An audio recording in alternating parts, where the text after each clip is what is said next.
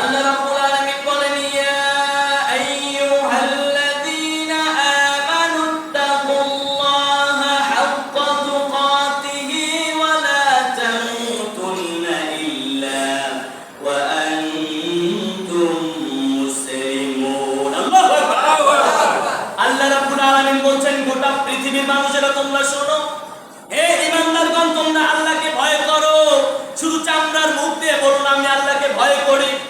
নামাজ 5 ওয়াক্ত, কয় ওয়াক্ত? 5 ওয়াক্তের ভিতরে 1 ওয়াক্ত নামাজ যদি তুমি কামাই দাও, তাহলে বোঝা গেল কি তুমি আল্লাহর সীমারেখার ভিতরে নাই। ঠিক কি না বলেন? 5 ওয়াক্ত নামাজের সীমাটা আল্লাহ রাব্বুল আলামিন দিয়েছে। কে দিয়েছে? আল্লাহ রাব্বুল আলামিন দিয়েছে। গোটা পৃথিবীর মানুষের জন্য আল্লাহ রাব্বুল আলামিন একটা ধর্মকে দিয়েছে। সে ধর্মটা উপহার হিসেবে আমাদেরকে দিলেন। সে ধর্মের নাম হচ্ছে ইসলাম। সুবহানাল্লাহ। এমন একটা দিন ধর্ম আমাদেরকে উপহার দিয়েছেন কে? অনেক মানুষ চেয়ে পড়েও পায় না। যেমন খ্রিস্টান, হিন্দু ভাইরা যে রয়েছে, তারা অনেক সময় চেষ্টা করে আমি ইসলাম ধর্ম কবুল করব, কিন্তু তাদের পরিবারের চাপে তারা পারে না। ঠিক কি না? তাহলে আমরা পারি। আমরা জন্মের পর থেকে দেখছি আমাদের ধর্ম ইসলাম। আলহামদুলিল্লাহ। আমরা ইসলামকে ধর্মটাকে আমরা নষ্ট করে ফেলেছি। এই ধর্মটা নবী করিম সাল্লাল্লাহু আলাইহি ওয়াসাল্লাম যেভাবে রেখে গিয়েছেন, ওই ইসলাম এখন পূর্ণাঙ্গভাবে মানুষের ভিতরে আমরা উপস্থাপন করতে পারছি না। ঠিক কি না?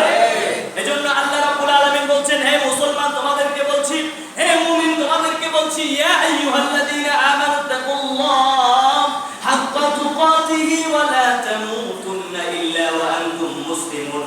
ইয়া আইয়ুহাল্লাযীনা আমানু তাকুল্লাহ, হে ঈমানদারগণ। কোন বেঈমানকে আল্লাহ রাব্বুল আলামিন বলছে না। এমন কি কোন বেঈমান এখানে নামাজ পড়তেও আসে নাই। যারা এখানে আসছে সবাই পূর্ণাঙ্গ ঈমানদার মুত্তাকি। সুবহানাল্লাহ। এজন্য আল্লাহ রাব্বুল আলামিন বলছে, চামড়ার মুখ দিয়ে শুধু বলো না যে আমি রব, আমাকে মানো, আমি তোমাদেরকে রিজিক দেই, আমাকে তুমি মানো, কিন্তু মনের ভিতরে এটা কখনো নিও না যে রিজিকের মালিক, রিজিকের ব্যবস্থা তুমি করছো। এটা কখনো তুমি নিও না।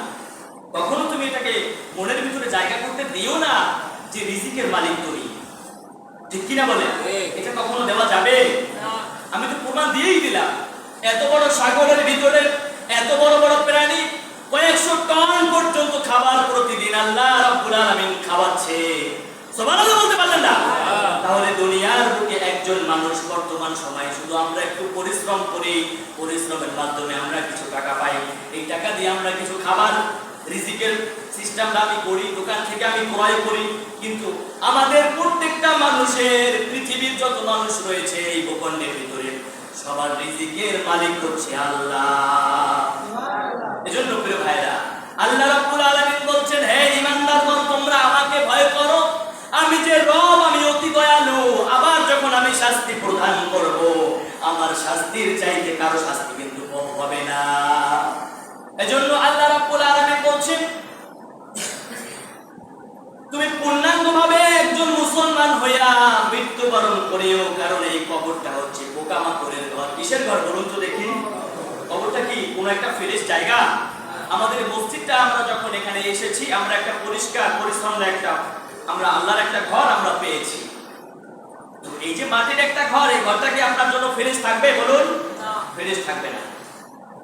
আপনাকে ফ্রেশ করে নিতে হবে। কি দ্বারা করবেন? আল্লাহ রাব্বুল আলামিন বলছেন, আপনার নেক আমল দ্বারা ওই কবরটা আল্লাহ রাব্বুল আলামিন উজ্জ্বল নক্ষত্রের মধ্যে করে দিবে। সুবহানাল্লাহ। তাহলে কি দিয়ে করবে? নেক আমল। যখন আপনার হিসাবটা আল্লাহ রাব্বুল আলামিন দিবে, তখন দেখবে, যখন তালিকাটা বের করবে আর যখন পুরো স্টেপ বাই স্টেপ উপর থেকে টান দিবে, তখন দেখবে যে আপনার নাম ধরেন সাইফুল ইসলাম, আপনার নামের ভিতরে শুরু থেকেই দেখবে যে আপনার একদিন আপনার কোনো নামাজের অংশ আপনার ভিতরে নাই, কোনো নেক আমলের কোনো কিছু নাই। মসজিদ মাদ্রাসায় কোনো দান করছেন, গরিব মানুষকে সাহায্য করতে চেষ্টা করেছেন, এগুলো আপনার আমলনামায় নাই। আপনি সারাদিন সুদের সাথে ছিলেন, ঘুষের সাথে ছিলেন, মানুষের প্রতি জুলুম করেছেন, অন্যায় করেছেন, অবিচার করেছেন। আপনি এই দুনিয়াটা মনে করেছেন আমি যদি মারা যাই, আমি মরে যাওয়ার পরে আমার কিছুই হবে না, এই বিশ্বাস আপনার ভিতরে ছিল বিধায় আপনি এগুলো করতে পেরেছেন। ঠিক কিনা বলেন? আল্লাহর ভাষায় আপনি মুমিন হতে পারে নাই। আল্লাহ রাব্বুল আলামিন বলছেন, এই কবরটা পোকামাকড়ের ঘর। যখন তুমি মৃত্যুবরণ করবা, তোমার সমস্ত আত্মীয় স্বজন, পাড়া প্রতিবেশী, এমনকি তোমার স্ত্রী সবচেয়ে আপন ছিল, সন্তান আপন ছিল, এই সবাই তোমাকে ভুলে যাবে। ঠিক কিনা বলেন? ভুলে যাবে না আমাদেরকে? অবশ্যই ভুলে যাবে। এমনকি ওই কিয়ামতের ময়দানে কঠিন এই অবস্থা দেখে আল্লাহ রাব্বুল আলামিন সূর্যটার তাপ দিয়ে ওই ময়দানটাকে তামা বানিয়ে ফেলবে। কি বানিয়ে ফেলবে বলুন তো দেখি? তামা বানিয়ে ফেলবে। ওই তামার ময়দানে 7 শ্রেণীর ব্যক্তি আল্লাহ রাব্বুল আলামিনের আরশের নিচে ছায়া পাবে। এই 7 শ্রেণীর ব্যক্তি ব্যতীত কোনো মানুষ আল্লাহর আরশের নিচে ছায়া পাবে না। তাহলে বোঝা গেল কি আমরা সবাই কিন্তু আল্লাহর কাছে ধরা। ঠিক কি না বলেন? আমরা সবাই আল্লাহর কাছে ধরা। তার কাজ করার মামলার আসামি আমরা প্রত্যেকে সবাই। এজন্য প্রিয় ভাইরা, সময়টাকে কাজে লাগান, সময়ের অপচয় করিলেন না। আপনি যখন ইন্তেকাল করবেন, আপনাকে যখন কাফন দাফন করা হবে, এমনকি এই যে মসজিদের পাশে অনেক মানুষ শুয়ে আছে, অনেক মানুষ ভয়েতেও যায় না যে কবরের জারে আমি যাব না, আমার ভয় লাগে। তাহলে যুবক ভাইরা একটু খেয়াল করুন, যেই ঘরটাকে আমি অন্তর থেকে আমার সাহস নাই, আমি অন্তর থেকে বলি আমার এই কবরের কাছে আমার ভয় লাগে, তাহলে ওই কবরে তুমি কেমনে থাকবা?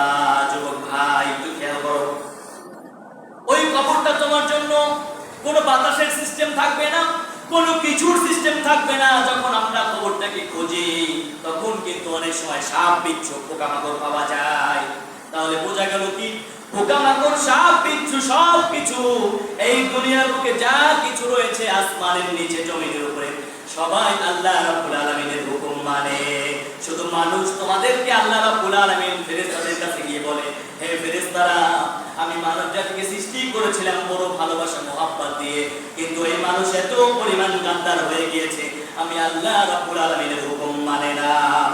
একমাত্র মানব জাতি ব্যতীত গোটা দুনিয়ার এমনকি গাছপালা, কীট পতঙ্গ, পশু পাখি, জীবজন্তু, জানোয়ার সবাই আল্লাহর হুকুম মানে। কিন্তু আপনি আশরাফুল মাখলুকাত, আল্লাহর কাছে আপনি গাদ্দারি করেন, আল্লাহর সাথে আপনি শরীকদার বানিয়েছেন। ঠিক কি না বলেন? তাহলে বোঝা গেল কি, আবার বলি, আপনার এখন তাকরা যুবকের সময়, অনেক সময় একটু খেয়াল করুন, আপনি যখন এখন যদি মারা যান, আপনি যদি এখন মারা যান, আপনার মা বাবা কান্না শুরু করবে, আপনার আত্মীয় স্বজন আপনাকে গুড বাই জানাতে চলে আসবে। কারণ আপনাকে তখন বলবে, এই যুবকটা এখন লাশ, এই মুরব্বী বাবা এখন লাশ। কেউ লাশটাকে ঘরেও রাখতে চাইবে না, সবাই মাঠে ময়দানে দিয়ে দিবে। একমাত্র আল্লাহর কাছে যে আমি গ্রহণযোগ্য হতে পারবো যদি আমি আল্লাহর হুকুম মোতাবেক চলতে পারি। ঠিক কিনা বলেন? এজন্য প্রিয় ভাইরা, এই নামাজের সময়টাকে অযথা নষ্ট করিলেন না। আমাদের এমন কোন ক্ষমতা আল্লাহ রাব্বুল আলামিন দেয় নাই যে আমাদের হাতে কোনো হেদায়েতের ক্ষমতা আছে। এমনকি নবী করিম সাল্লাল্লাহু আলাইহি ওয়াসাল্লামের কাছেও আল্লাহ রাব্বুল আলামিন হেদায়েতের চাবিকাঠি দেন নাই, একমাত্র শুধুমাত্র আল্লাহর কাছে রেখে দিয়েছেন। কিন্তু আমরা এখানে বসেছি, আমরা এই মনটা আমাদেরকে নিয়ে বসতে হবে যে এই মসজিদ থেকে, যে মেম্বার থেকে যে লোক আলোচনা করবে, যে হুজুর আলোচনা করবে, তার আলোচনার সঠিক কথাগুলো আমি যেন আমার জীবনকে রাঙাতে আমলে নিতে পারি। ঠিক কিনা বলে? তাহলে বোঝা গেল প্রিয় ভাইরা, আপনি মরে যাবেন এটাই শেষ নয়। আপনি যদি ইন্তেকাল করতেন আর যদি কিছু নাই হতো, আমাদের এখানে বলার কোনো প্রয়োজন ছিল না। আল্লাহ রাব্বুল আলামিন গোটা পৃথিবীর মানুষের জন্য বলছেন, 3.5 হাত জায়গা তুমি পাবা, কোটি কোটি টাকার মালিক, টাকার কোনো হিসাব নাই। এমনকি বড় বিল্ডিং এর নিচে হাউস করে টাকা পরিমাণ রাখছে। ওই ভদ্রলোক যদি মারা যায়, ওর জন্য 3.5 হাত আল্লাহর কাছ থেকে বরাদ্দ। ঠিক কিনা বলেন? এর বেশি পাবে? এর বেশি পাবে না যুবক ভাইয়েরা, এর বেশি পাবে না। যখন আমরা ইন্তেকাল করব, ইন্তেকাল করার পরে আমাদের ঘর থেকে সামনের রাস্তায় আমাদেরকে বের করে দিবে, মাঠে ময়দানে রাখবে। আমাদের খাটিয়ার উপরে একটা পুরানো চাদর অথবা নতুন একটা চাদর দিয়ে আমাদেরকে ঢেকে রাখবে। বেশিক্ষণ রাখতেও চাইবে না, কারণ এই লাশটা থেকে দুর্গন্ধ বের হবে। বেশিক্ষণ রাখতে চাইবে না, বেশিক্ষণ রাখলে এই লাশ থেকে দুর্গন্ধ বের হবে। এই দুর্গন্ধর কারণে আরো মানুষ বলবে, এই লাশটাকে সরাও, আমরা ভয় পাই। আরো বিভিন্ন কারণবশত তাড়াতাড়ি আপনাকে মাটি দেওয়ার চেষ্টা করবে। এই মাটি দেওয়া যদি শেষ হয়ে যেত, আমরা বলতাম না। এই মাটি দেওয়ার পরে আমরা যখন আপনাকে মাটি দেওয়ার পরে চলে আসবো। আসার সঙ্গে সঙ্গে কয়জন ফেরেশতা আসবে বলুন তো দেখি? কয়জন ফেরেশতা আসবে? হ্যাঁ, কয়জন ফেরেশতা? দুইজন। কয়জন? একজনের নাম হচ্ছে মুনকার, পরেরজনের নাম হচ্ছে নাকির। আমরা অনেকে মনে করি যে মুনকার নাকির একজন ফেরেশতা। কয়জন ফেরেশতা? দুইজন ফেরেশতা আসবে। আসার পরে আপনাকে জীবিত করবে। এমন তো আমরা আহ্বক হয়ে যাব, মরা মানুষ আবার জীবিত হয় কেমনে? ঠিক কিনা বলেন? মরা মানুষ জীবিত হয় কেমনে? আল্লাহর কাছে কি অসম্ভব কিছু? বলুন দেখি। আল্লাহর কাছে সবকিছু সম্ভব। আপনাকে এমন কি বলা হয়েছে আপনাকে ওই শোয়া থেকে উঠিয়ে বসাবে? তাফসীরের ভিতরে আছে আপনি যখন মারা যাবেন, আপনি তো শুয়ে আছেন, আপনাকে বসে উঠিয়ে বসানো হবে। বসানোর পরে আপনাকে জিজ্ঞেস করবে প্রথমে মার রব্বুকা। তারা মিষ্টি মিষ্টি কোনো ভাষা বলবে না, এমনকি মিষ্টি বিতরণ করবে না। এই মুখের এত সুন্দর ভাষাও তারা ব্যবহার করবে না। তারা বলবে মার রব্বুকা, তোমার রবের পরিচয় দাও। আপনার আমলনামার ভিতরে যদি সারা গুনাহ দিয়ে ভরা, রবের কিছুই নাই, তখন আপনি কি বলবেন? আপনি বলবেন আমি জানি না। এটা হচ্ছে বাংলায় বলি আমি জানি না। হে আল্লাহ, আমি কিছু জানি না। মার রব্বুকা, তোমার রবের পরিচয় কি? এখন যদি আমরা সারা জীবন হায়াত পেয়ে আল্লাহর বেদাহালি কাজ সবকিছু করলাম, আর যদি মুখ দিয়ে বারে বারে মুখস্থ করি মার রব্বুকা আমার রব আল্লাহ, কিন্তু আল্লাহ বলছে বান্দারে সারা দিন যদি মুখস্থ করে বাসিস, আসার সঙ্গে সঙ্গে আমি আল্লাহ রাব্বুল আলামিন তোকে ভুলিয়ে দেব। কারণ তুই রব শুধু মুখ দিয়ে বলেছিলি, রবকে কিন্তু তুই বিশ্বাস করলি না। ঠিক কিনা বলেন? মার রব্বুকা, রবের পরিচয় কি দাও। তখন ওই মুনাফিক নাস্তিক বান্দা বলবে আমি জানি না। এরপরে বলবে ওমান নাবিয়ুকা, তোমার নবীর পরিচয় দাও। যুবক ভাইগো, মাথার দিকে তাকালে মাথা হতে আমাদের প্রত্যেক মানুষের মাথা থেকে পা পর্যন্ত নবীর কোনো আদর্শ নাই। তাহলে বোঝা গেল কি ওই সময় আমরা আল্লাহর কাঠগড়ার আসামি হয়ে যাব। আল্লাহর কাছে আমরা ধরা খাবো, কারণ রাসূলের কোনো আদর্শ আমরা মানতে পারি না। ঠিক কিনা বলেন? এরপরে জিজ্ঞেস করবে ওমান দীনুকা, তোমার ধর্মের পরিচয় দাও। তখন অনেক মানুষ চিন্তা করবে আল্লাহ শুধু জানি মুখ দিয়ে বলেছি ইসলাম আমার ধর্ম। ইসলামের ভিতরে কত বিধিবিধান রয়েছে, আল্লাহর হুকুম রয়েছে, যেগুলো নাজায়েজ কাজ জায়েজ কাজ সবকিছু সমান মনে করে আমি দুনিয়ার বুকে করেছি। মদ খাওয়া মানুষের জন্য কি বলুন? মদ খাওয়া হারাম। সুদ খাওয়া মানুষের জন্য হারাম। জিনা করা হারাম। অবৈধভাবে অন্য একটা মেয়ের সাথে, এমনকি চোখ দিয়ে যদি উল্টাপাল্টা নজরে তাকান, চোখের জিনা হয়। এই চোখ কিয়ামতের ময়দানে আপনার শরীরে এমন কোনো শক্তি থাকবে না যে শক্তি দিয়ে আপনি চোখ দিয়ে আপনি ফিরিয়ে রাখবেন। এই চোখ তখন কথা বলবে। এই কান বলবে যে আল্লাহ এই কান দিয়ে উল্টাপাল্টা ড্যান্স আমি শুনেছিলাম। আপনার বলা লাগবে না, অটোমেটিক বলতে থাকবে। এই হাত দিয়ে উল্টাপাল্টা যত কাজ দুনিয়ার বুকে করেছিলেন, ওই দিন আল্লাহ রাব্বুল আলামিনের হুকুমে এই হাত ওই রকম কাজ করতে আরম্ভ করে দিবে। এমনকি পাও দিয়ে যত উল্টাপাল্টা জায়গায় গেছেন, গানের কনসার্টে, খারাপ জায়গায়, এমনকি অনেক মানুষ মেয়েদের পিছন পিছন যায়, এই পাও তখন আল্লাহ রাব্বুল আলামিনের কাছে সামনে সাক্ষী দেবে, আল্লাহ তুমি আমার এই রকম হুকুম আহকাম আমাকে মানুষ হিসেবে বানিয়েছিলা, আমার এই পাও দিয়ে তারা উল্টাপাল্টা ড্যান্সের ময়দানে ড্যান্সের কনসার্টে গিয়েছিল, আল্লাহর হুকুম কোনো মানে নাই, মসজিদে আসে নাই, এক ওয়াক্ত নামাজও পড়ে নাই, সবকিছু অটোমেটিক ভাবে কথা বলা শুরু করবে। আল্লাহু আকবার বলি। এরপরে আল্লাহ রাব্বুল আলামিন শেষের যে প্রশ্নটা করবে, যদি মুমিন বান্দা তিনটা প্রশ্ন পারে, মার রব্বুকা ওয়া মান নাবিয়ুকা ওয়া মান দীনুকা, এই তিনটা পারার পরে আল্লাহ রাব্বুল আলামিন জিজ্ঞেস করবে, ওই ফেরেশতারা জিজ্ঞেস করবে যে হে বান্দা তুমি এগুলো পেলে কোথায়? 4 নাম্বার প্রশ্ন তোমাকে বলতে হবে এগুলো আমি কোরআনের ভিতরে পেয়েছি। তাহলে বোঝা গেল কি সেই দুনিয়ার শুরু থেকে কোরআন আছে। মৃত্যুর পরে কবরে রাখলেন, কবরেও কোরআন চলে না? চলে না বলুন? চলে। এমনকি মৃত্যুর পরে কিয়ামতের ময়দানে আল্লাহর কোরআন আল্লাহ নিজে তেলাওয়াত করবে, তার রাসূল তেলাওয়াত করবে, এমন বলা আছে। সুবহানাল্লাহ বলুন। তাহলে বোঝা গেল কি আল্লাহ রাব্বুল আলামিন কোরআনের প্রথম শব্দ বললেন ইকরা, পড়ো। এই পড়তে পড়তে মানুষ ইন্তেকাল করবে, কবরে থাকবে, কবরে থাকার পরেও আখিরাত চলে আসবে, পড়ো। এই কোরআন কখনো পুরাতন হবে না। ঠিক কিনা বলে?